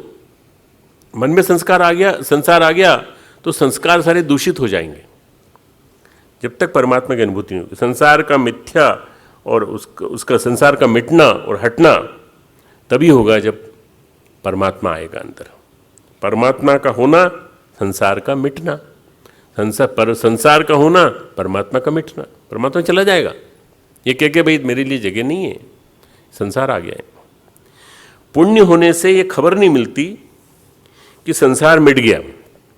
पुण्य ढेर सारे होते हैं और पैसा भी खूब होता है, नौकर चाकर भी खूब होते हैं, बड़े बड़े मकान होते हैं, बड़ी बड़ी गाड़ियां होती हैं। दान देते नहीं है, पैसा इकट्ठा होता चला जा रहा है, स्विस बैंकों में जमा है काला धन, तो पता नहीं चलता कि संसार कितना बढ़ता चला जा रहा है। जैसे ही भगवान का थोड़ा सा भी अंश आएगा अपने अंदर, तो फिर हमें खबर आएगी कि नहीं नहीं नहीं, हम संसार में कहाँ लिप्त हो गए, हम गलत जगह लिप्त हो गए। सब सुख सुविधा के साधन छोड़ करके मनुष्य अपने आप को बदल देता है। वॉरेन बफेट ने बदल दिया, बिल गेट्स ने बदल दिया, अपना सब कुछ दान कर दिया। बिल गेट्स ने तो गजब किया है, वॉरेन बफेट ने भी गजब किया है कि अरबों की संपत्ति थर्ड वर्ल्ड, तीसरी संसार, जिसमें कि भारत भी आता है और हमारा बांग्लादेश, अफ्रीका के देश, इन सब में शिक्षा का विस्तार, सफाई का विस्तार, इन सब को करने के लिए उन्होंने पैसा दिया, दान दिया पूरा। हमारे देश के अरबपतियों को शर्म नहीं आती जरा सी भी। नाम तो आता है फर्स्ट 25 में उनका, पर उनको शर्म नहीं आती कि हमको देना चाहिए। 21 मंजिल की, 31 मंजिल की बिल्डिंग खड़ी करके बैठे हैं, परंतु ये मन में नहीं आता कि हम इसको कुछ दें, कहीं निकालें। नहीं देते। हमको तो वो अच्छा लगता है जो आदमी 400-500 रुपये कमाता है, पर उसमें से भी 300-350 रुपये मिशन के लिए निकालता है और कहता है गुरुदेव के काम के लिए ये लीजिए, चाहे मैं भूखा रह लूँगा पर कोई बात नहीं, मैं देने को तैयार हूँ, देने के लिए तैयार है। एक महिला थी मिशन में, मैं बहुत पहले का एग्जाम्पल दे रहा हूँ। एक महिला थी, उसने चिट्ठी लिखी माता जी को, चिट्ठी का जवाब मैंने दिया था। चिट्ठी लिखी माता जी को कि माता जी मेरे पति नहीं रहे, घर में बच्ची है और मैं नियमित रूप से 6 रुपये 8 रुपये अंशदान भेजती थी, वो भेज नहीं पा रही 8-10 महीने से। उसका कारण ये है कि सिलाई मशीन मिलने में देरी हुई, मिलने के बाद मैंने कपड़े सीना चालू किया, रोज़गार के साधन समाप्त हो गए, पति के पास जो नौकरी थी वो उसके बदले में नौकरी मिली नहीं, तो मैं मशीन से कपड़े सी करके जितने पैसे मिले हैं उनमें से 70% पैसे मैं आपके पास भेज रहा हूँ, 30% मैंने अपने पास रखे। मेरी आंखों में आंसू आ गए कि वास्तव में ये है, इस मिशन का वजन इनके माध्यम से ढोया है, इन्होंने ढोया है। ये दानशील है, ये पुण्यशील है, इसके पुण्य बढ़ेंगे और उसके पुण्य नहीं बढ़ेंगे जो पैसा रखे बैठा है, परंतु उसके पैसा साथ में जाने वाला नहीं है। जितना जल्दी हो सके लगा दो उसको भगवान के काम में, जितने जल्दी हो सके लगा दो। मनुष्य की यथार्थ समृद्धि क्या है? पुण्य एवं तप। पुण्य है तो तप करो, तप का मतलब उसको विसर्जित करो। दुकान, मकान, जायदाद ये किसी काम के नहीं है। चित्त में अंधेरा तो फिर कहीं कुछ नहीं कर सकते, 1 मिनट में सब गायब, कोश रिक्त हो जाएगा, कोई पता भी नहीं चलेगा। श्री राम को राज्य मिल रहा था, एक ही क्षण में मंथरा और कैकेयी का संवाद हुआ और वनवास मिल गया। भाई एक ही दिन में सब कुछ हो गया, पूरा एक ही दिन के अंदर। महाराज नल जो है ऐश्वर्यशाली राजा माने जाते थे, एक ही दिन में जुआ खेला और सब कुछ हार गए, पूरा राज्य हार गए। युधिष्ठिर राजसूय यज्ञ भी कर चुके थे, खांडवप्रस्थ को इंद्रप्रस्थ बना चुके थे, सब कुछ था उनके पास, पर कुछ ही क्षणों में उन्होंने अपने पासों के माध्यम से अपने को पूरी तरह से 10-12 साल का अज्ञातवास, 12 साल का वनवास, 1 साल का अज्ञातवास, ये विधि का विधान है, प्रकृति का नियम है, जो उसके हिसाब से चलना पड़ेगा आपको। सारा पुण्य था वो सब किसी काम नहीं आया उनका। भाग्य इस तरह से बदलता है, भाग्य बदलना। दुशासन की गर्जना, शकुनी के पासे, दुर्योधन के कुचक्र, इन सब ने सबको समाप्त कर दिया पुण्य क्षय होने के कारण। पुण्य क्षय हुए थे पांडवों के, इसलिए 12 साल का तप मिला उनको, 1 साल का वनवास मिला। उन 13 साल में जिन्होंने तप किया, उन 13 साल के तप की वजह से उनको फिर से महाभारत में जीत मिली। किसी किसी का पुण्य होता है तो समृद्धि होती है, और किसी के पास विवेक है, भक्ति है, तो ऋषित्व भी आ जाता है धीरे धीरे, ऋषित्व। और ऋषित्व आता है तो फिर जनक जैसे काम करते हैं, जनक जैसे राजा भी होते हैं, एडमिनिस्ट्रेशन भी करते हैं, पैसा भी है उनके पास, परंतु पैसे को लगा रहे हैं भगवान के काम में। प्याऊ बनवा रहे हैं, कुएं खुदवा रहे हैं, नहरें बनवा रहे हैं, विभिन्न प्रकार की चैरिटेबल स्कीम्स चल रही हैं। ब्राह्मण जो है 4 कोटि भगवान ने बताई हैं, ब्राह्मण, पुण्यवान, भक्त और राजर्षि। राजा नहीं, राजर्षि। ब्राह्मण वे जो सतोगुणी हैं, ब्राह्मण वे जो सतोगुणी हैं। किसी भी व्यक्ति को जाति से ब्राह्मण मत मानना, सतोगुण से। सतोगुण का अनुपात कितना है, सतोगुण से ब्राह्मण। सात्विकता है उनके जीवन में। पुण्यवान होने का मतलब है सात्विकता नहीं है, सात्विकता, पुण्यवान और सात्विकता दोनों में कोई समानता नहीं है। पुण्यवान व्यक्ति अगर सात्विक हो जाए तो फिर वो ब्राह्मण बनकर तपपूज जीवन जीने लगेगा, गुरुदेव जैसा, और देने लगेगा अपना 1200 बीघा जमीन आंवल खेड़ा में पूरी दान कर दी, माता जी जैसा। माता जी ने गायत्री मंदिर बनना था तपोभूमि में, माता जी ने अपने सारे गहने दान में दे दिए, सारे गहने। बोले आप क्या देख रहे हैं, किसकी तरफ देख रहे हैं? बोले कहीं से पैसा आ जाएगा तो मंदिर के लिए ज़मीन ले लेंगे, मिल रही है। तो बोले ये लीजिए ना गहने सारे के सारे। माता जी अपने जो भी शादी के गहने लाई थी वो सारे के सारे गहने दे दिए। वो तो दूसरे दानशील लोग आ गए तो उन्होंने फिर माता जी गहने अलग रखवा दिए, उन्होंने अपना दान दिया, पैसा दिया, उससे फिर गायत्री तपोभूमि ली गई। बहुत दिनों तक दान का वो जेवर का वो वहाँ रखा रहा तपोभूमि में, फिर हमारे पास यहाँ आ गया तो हमने सुरक्षित रखा उसको एक निधि के रूप में, कि किसी को दिखाना हो तो बता देंगे कि ये माता जी की स्थापित निधि है, जिसके बदले में हमको इतना गुना मिलता चला जा रहा है। प्रतिदिन की व्यवस्था हो जाती है, प्रति महीने की व्यवस्था हो जाती है, सारी सारी, कहीं कोई कमी नहीं पड़ती हमको।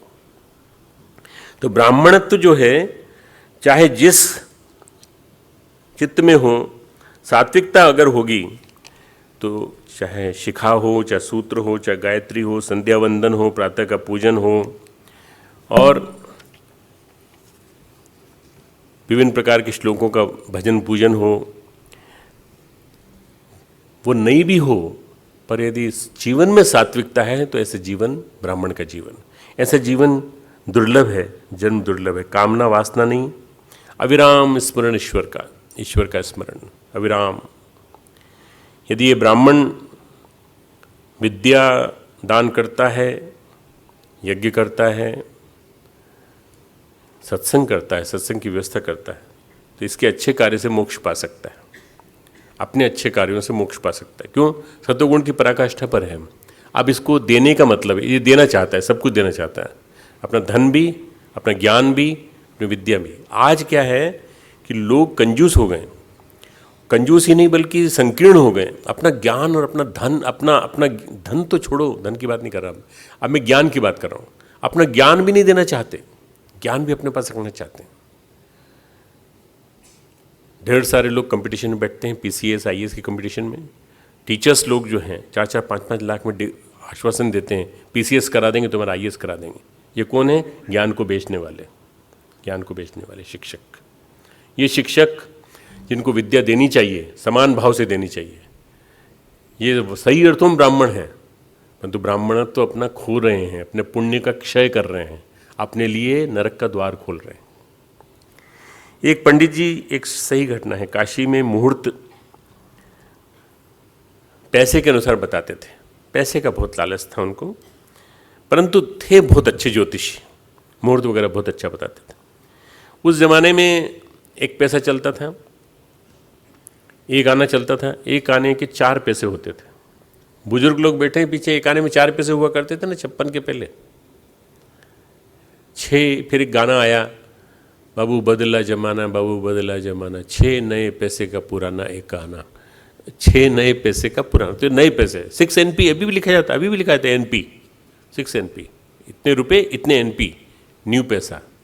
तो पुराना पैसा जो था वो 4 पैसे का एक आना था, और 1 पैसे के अधेला होता था, एक अधेला। उस अधेले में 1 बोरी गेहूं आ जाता था उस जमाने में। कल्पना करो कितना सस्ता जमाना था।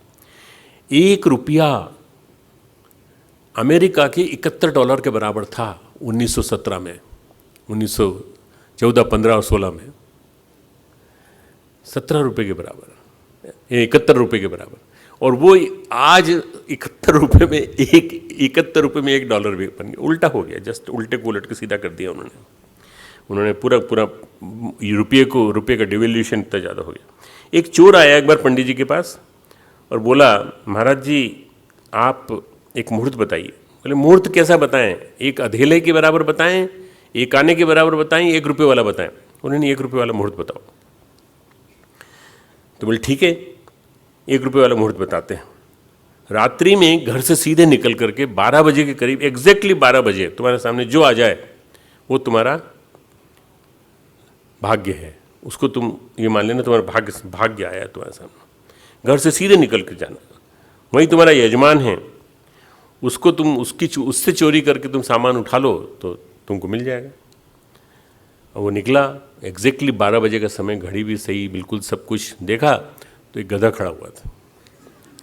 अब उसने कहा पंडित जी ने पूरा 1 रुपया भी ले लिया और मुहूर्त भी दिया और सब कुछ दिया, तो एक गधा दिया। उसने कहा अब ये गधा सीधा उनके पास ही ले जाते हैं। पंडित जी रात को 1 बजे 12 बजे जाके उठाया उनको, पंडित जी ये गधा मिला है, देखो ये आपके 1 रुपये, हमने 1 रुपये दिया था, ये गधा दिया है आपने, ये क्या मजाक करते हो हमसे आप? कोई नहीं खरीदेगा ये गधे को। गधे का मूल्य उस जमाने में आधा रुपया था, तो उसने कहा 1 रुपया तो हमसे लिया, गधा कौन खरीदेगा? बोले हमने भाई गणना के हिसाब से मूर्ति किया था। अच्छा ये बताओ इस गधे की पीठ पे कुछ रखा है क्या? बोले हाँ कथरी रखी, कथरी है ना, बोरा रखा हुआ है। बोले जरा कथरी को तुम्हारे पास माचिस है? तो चोर के पास माचिस तो होती है। कोई चोर यज्ञ में बैठा हो और तुम कहो कि भाई किसी के पास माचिस है क्या, तो चोर सबसे पहले माचिस निकाल देगा। जो सिगरेट पीता है वो सबसे पहले माचिस निकाल के देगा। तो माचिस उसने निकाली। बोले कहा अब क्या करना पंडित जी? बोले इसको कथरी को आग लगा दो, उलट दो इसको। कथरी को आग लगाई क्योंकि बंधी हुई थी वो, तो पूरी की पूरी बोरी उलट दी। उसमें सोने के सिक्के थे, सोने की मोहरें थी उसमें। बोले देखो हमारा बताया मुहूर्त गलत नहीं होता, सोने की मोहरें थी। तू हमारी विद्या का अपमान करता है, चल रुपया ले जा, तेरा रुपया ये रहा। रुपया फेंका उन्होंने और कहा मोहरे अंदर रख जा। मोहरे हमारी विद्या से मिली हैं तुझे और तूने उसका अपमान किया है, चल अंदर रख जा। ब्राह्मण होने पर चोरी का मुहूर्त भी निकालते थे वो, ब्राह्मण होने पर चोरी का ही मुहूर्त निकालते। ब्राह्मण चाहे तो गायत्री में विलीन हो सकता है, जैसे परम पूज्य गुरुदेव, पूरा गायत्री परिवार, उनकी वजह से पूरा गायत्री परिवार विलीन हो गया परमात्मा में, गायत्री में, सात्विक होकर तत्वज्ञान प्राप्त कर सकता है ब्राह्मण है तो। हम सबको इसी मार्ग पर चलते चले जाना है, हम सबको। तो हमने चर्चा चालू की ब्राह्मण से, है ना। अब हैं पुण्यवान। पुण्यवान की बात भी कर चुके। इनके पास जीवन के दुख नहीं है, स्थिर हो जाएं। कैसे हो जाएं?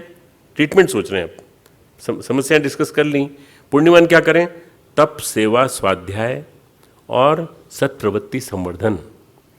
तप, सेवा, स्वाध्याय, सत्प्रवृत्ति संवर्धन में मन लगाएं अपना। ऐसी संभावना है कि फिर भगवान उनको पुकार सकता है कि हे भक्त, तुम बहुत बड़ा काम कर रहे हो, तुम मेरे लगाए बगीचे को बड़ा सुंदर बना रहे हो। 7वें अध्याय में 16वें 17वां श्लोक है, तुम जितना ही लिख लो, 7/16, 17।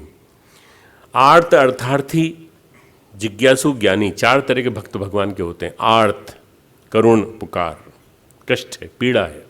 अर्थार्थी, पैसे की मांग है, अर्थार्थी। जिज्ञासु, कुछ पाने की उत्सुकता है, ज्ञान पाने की उत्सुकता है। और ज्ञानी, जो ज्ञान प्राप्त कर चुका है, वो ज्ञान की पराकाष्ठा पहुंचना चाहता है। तो भगवान कहते हैं ज्ञानी भक्त मुझे प्रिय है, ज्ञानी भक्त मुझे प्रिय है। भक्त के पास संभावनाएं अनंत हैं, वो अपनी चेतना को भगवान में विलीन कर सकता है। तो पुण्यवान क्या कर सकता है? पुण्यवान यदि चाहे तो भगवत्ता को अपने अंदर समाविष्ट करके कुछ भी कर सकता है।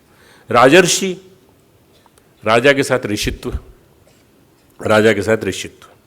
ज्ञान भक्ति की चाहत है। जनक राज्य चलाते थे पर ऋषि थे। उनके यहाँ याज्ञवल्क्य, उन्होंने योग सीखा। अष्टावक्र उनके गुरु थे, ब्रह्मज्ञान सीखा। साधना, तपस्या का पूरा वातावरण था। ब्रह्मचर्या चलती रहती थी हमेशा।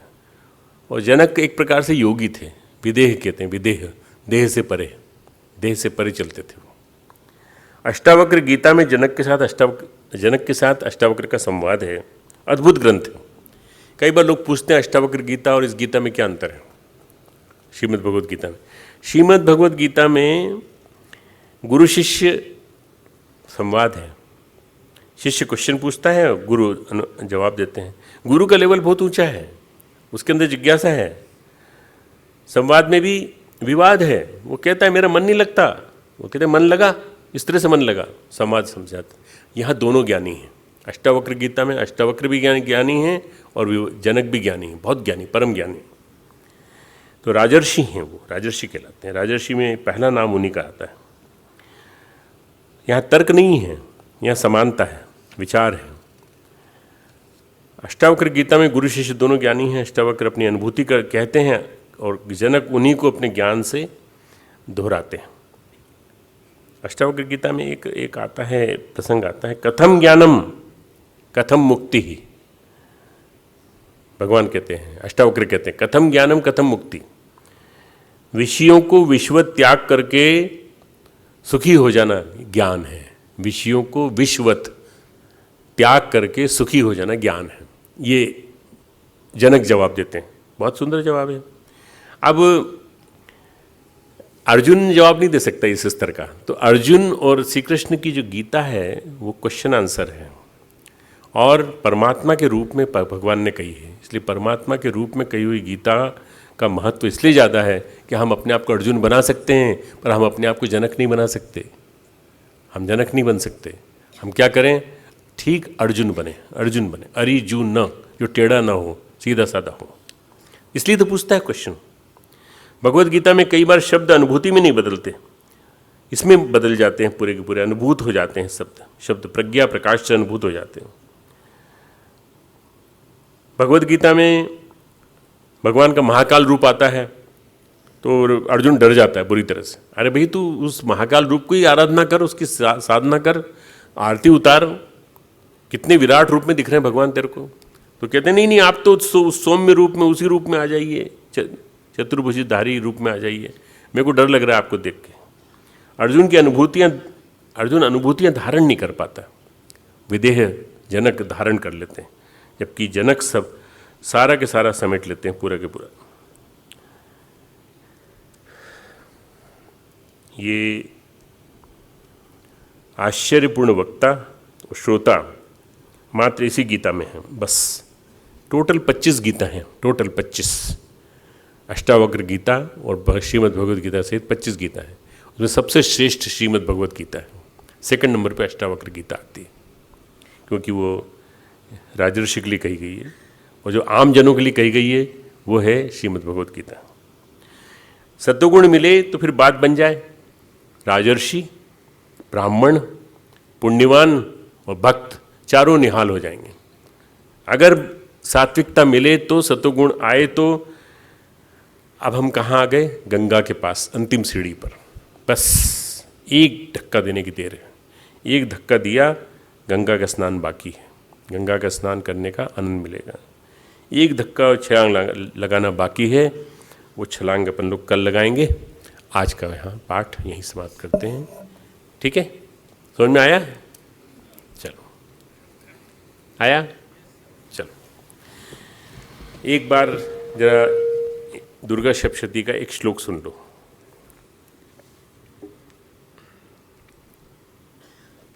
जिसको याद नहीं रहता उसके लिए कह रहा हूँ। जिन लोगों की स्मृति कमजोर है, या देवी सर्वभूतेषु स्मृति रूपेण संस्थिता, इसका पाठ 108 बार करने से स्मृति बढ़ जाती है, ठीक है? स्मृति रूपेण संस्थिता। कुछ कुछ छोटे छोटे से टिप्स दे रहा हूँ तुमको, सूत्र दे रहा हूँ।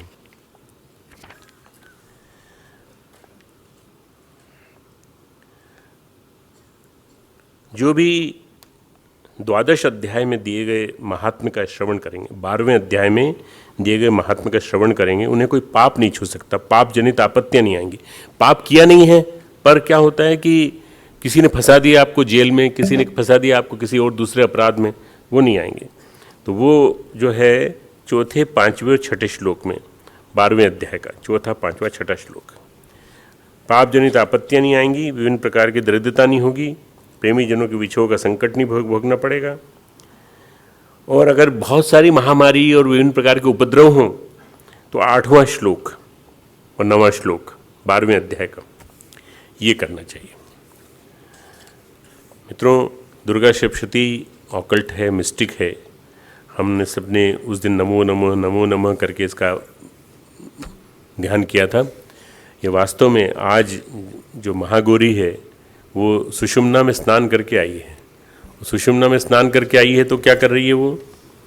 राजा ने पूछा कि वो कैसी हैं, वो किस तरह से दिखाई पड़ती हैं।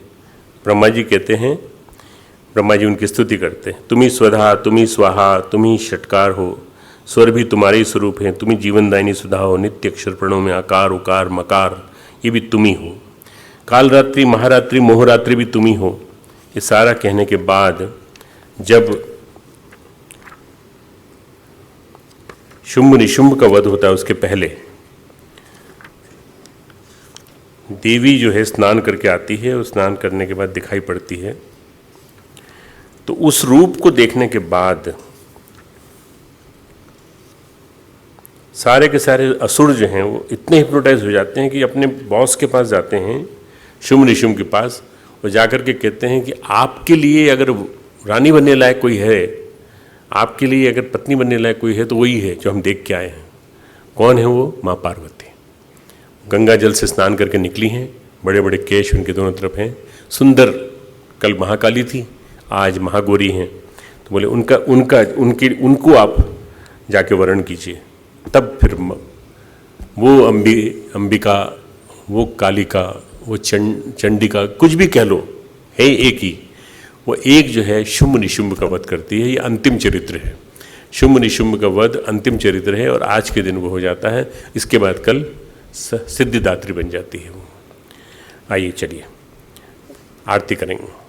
ओम यम ब्रह्म वेदान्तविदो वदन्ति परं प्रधानं पुरुषं तथान्ये विश्वोद्यते कारणमीश्वरं वा तस्मै नमो विघ्नविनाशनाय। ॐ यं ब्रह्मा वरुणेन्द्ररुद्रमरुतः स्तुवन्ति दिव्यैस्तवैः वेदैः साङ्गपदक्रमोपनिषदैः गायन्ति यं सामगाः। ध्यानावस्थित तद्गतेन मनसा पश्यन्ति यं योगिनो यस्यां तं न विदुषुरासुरगणा देवाय तस्मै नमः देवाय तस्मै नमः। ओम जय अम्बे गौरी मैया जय श्यामा गौरी तुमको निश दिन ध्यावत तुमको निश दिन ध्यावत हरि ब्रह्मा शिव जी। ओम जय अम्बे गौरी मांग सिंदूर विराजत की को मृग मद को माटी को मृग मद को उज्ज्वल से दो नयना चंद्र वदननी को। ओम जय अम्बे गौरी कनक समान कलेवर रक्तांबर राजे रक्तांबर राजे रक्त पुष्प गलमाला कंठन पर साजे। ओम जय अम्बे गौरी हरिवाहन राजत खड्ग खपर धारी मैया खड्ग खपर धारी सुर नर मुनि जन सेवत तिनके दुख हारी। ओम जय अम्बे गौरी कानन कुंडल शोभित नासाग्रे मोती मैया नासाग्रे मोती कोटिक चंद्र दिवाकर समराजत ज्योति।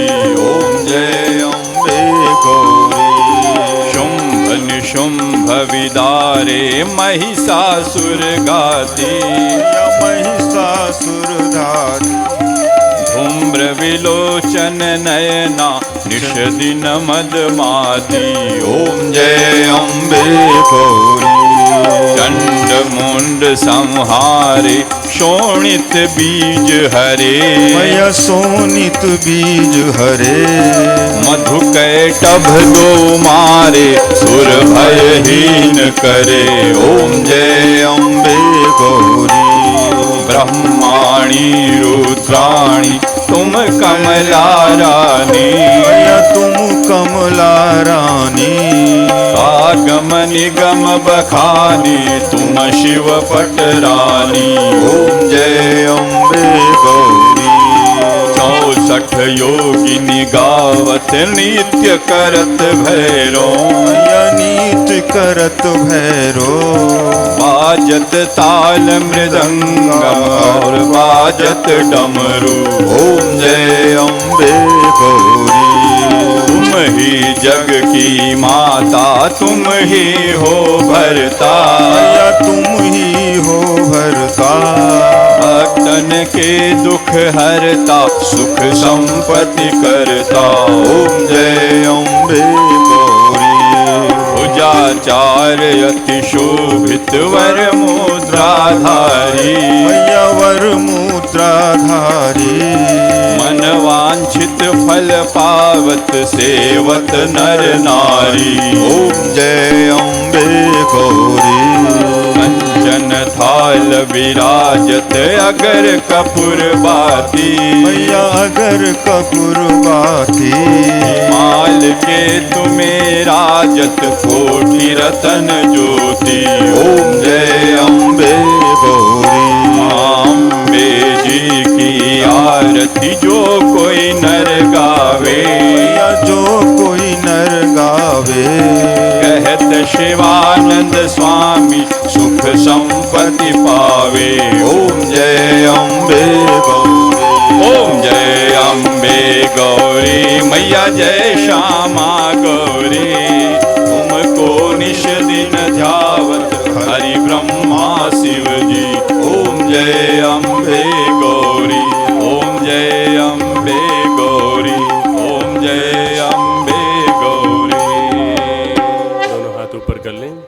ओम भूर्भुवः स्वः तत्सवितुर्वरेण्यं भर्गो देवस्य धीमहि धियो यो नः प्रचोदयात्। ओम नमो स्वन्ताय सहस्रमूर्तये सहस्रपादाक्षिशिरोरुबाहवे सहस्रनाम्ने पुरुषाय शाश्वते सहस्रकोटि युगधारिणे नमः सहस्रकोटि युगधारिणे नमः। ओम देव शांति अंतरिक्षं शांति पृथिवी शांतिरापः शांतिरोषधयः शांति वनस्पतयः शांतिर्विश्वे देवाः शांति ब्रह्म शांति सर्वगं शांति शांतिरेव शांति सामा शांतिरेधि। ओम शांति शांति शांति सर्वारिष्ट सुशांतिर्भवतु।